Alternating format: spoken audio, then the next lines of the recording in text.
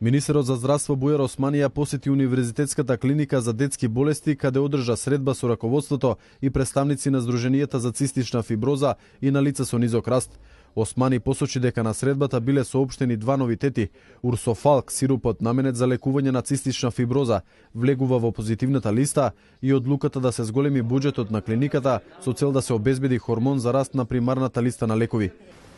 Министерството за здравство и фондот продолжуваат чекор по чекор во напорите да создадеме систем ориентиран према потребите на пациентите.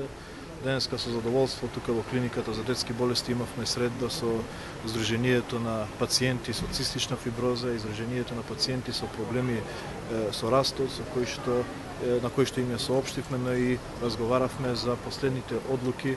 За овие потреби од буџетот ќе бидат одвоени 15 милиони денари на годишно ниво, а министерот посочи дека ова е пример за партнерски однос со цел да се создаде систем во кој центарот ќе ги има пациентите и нивните потреби.